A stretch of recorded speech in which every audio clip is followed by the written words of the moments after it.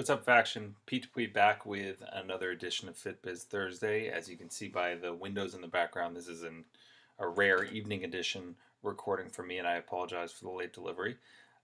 This week, I want to talk to you a little bit about a problem that many of us semi-private fitness facility owners encounter, and that is an issue where clients have a tendency of getting attached to individual staff members, which can be dicey as we at Cressy Sports Performance proved this summer. Sometimes coaches move on, and that can be especially concerning if it means that clients move on with them.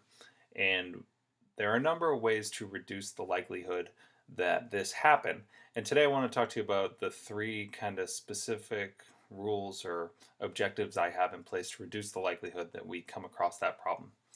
So let's start with the first one, and that is a reminder that this all starts with the initial sales pitch. So from the moment I start explaining our model to clients, it's extremely important that I communicate to a parent that we are a collaborative coaching format, we are a unified programming strategy, we are a lot of different factors tied together where I may assign a specific coach to assess your son or daughter.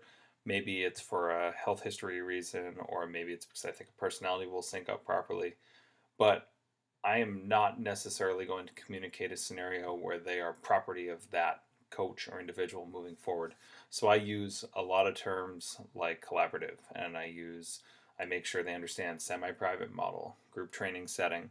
I communicate that athletes will meet a number of coaches on the first day, and I make sure that they don't come into it with the mentality that they're meeting their person forever. So that's rule number one.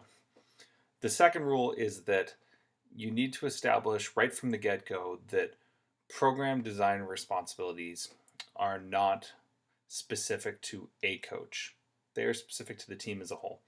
And the way to do this is to convey a message that your business has a very specific, defined, overarching programming strategy and assessment strategy.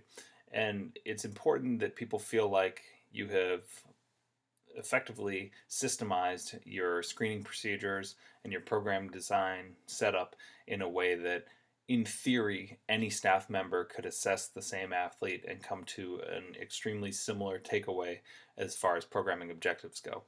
And I'm not so naive to think that our coaches wouldn't go in a variety of somewhat different directions with specific athletes, but I do know that the concept behind their programming strategy is going to be consistent from one person to the next based on what they're seeing on a health history.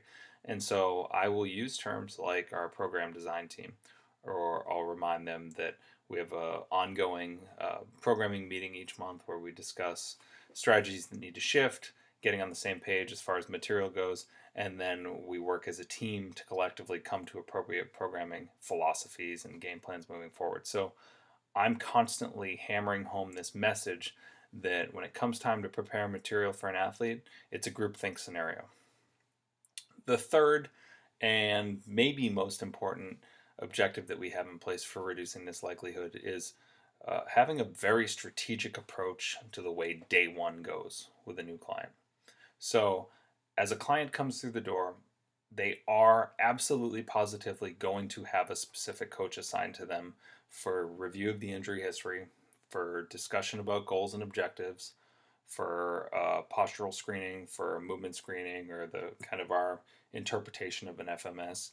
And their first exposure to our business is definitely going to be through the direction of a specific staff member. However, we have a rule in place that every single evaluation has a second coach in the room. More often than not, that's an intern, and the coach will grab a staff member, fellow intern, whoever it is, off the training floor when they're about to start a assessment. They'll bring them in the room and they'll say, "This is so-and-so. It's always good to have a second set of eyes during the screening process. They're going to be helping us out with this initial evaluation." Once we get past the screening, gather all the notes, and we're at a point where the coach kind of wants to process their findings and outline the material that we want that athlete to be taken through that day as far as a light training session goes, the intern or fellow staff member will then transition to the warm-up area with them, and they'll begin the process of introducing the athlete to a number of different staff members. And so I think it's a nice goal or objective to make sure that if you have a team of more than two or more than three, you shoot for allowing the athlete to engage with the entirety of your team if it's say less than a half dozen people, and a half dozen members of your team if it's any more than that, just so that when they come back they understand that they're welcome to interact with every coach in the gym.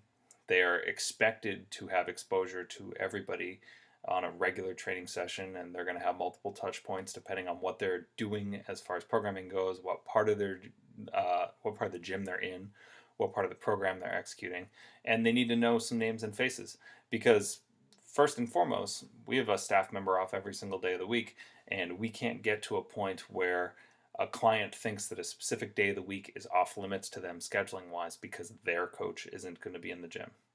So, there you have it. 3 points to revisit. Number one, it all starts with the initial sale. As you articulate your service model, you need to be very clear that this is not permanent one on one with a single staff member. Number two, programs need to be communicated as a product of the business's groupthink and not as the product of the mindset of a single coach. And number three, you need to make sure that the day one of a training experience isn't designated to a one-on-one scenario with no deviation for coaching opportunity, and get to know as many names and faces as possible if you're a client. And that's going to reduce the likelihood that they walk through the door on the next day and say, "Where's my coach?" or "Who's coaching my son or daughter today?" It's always a big problem. That's it for this week. I'll be back next week with another Q&A, and I look forward to chatting with you all.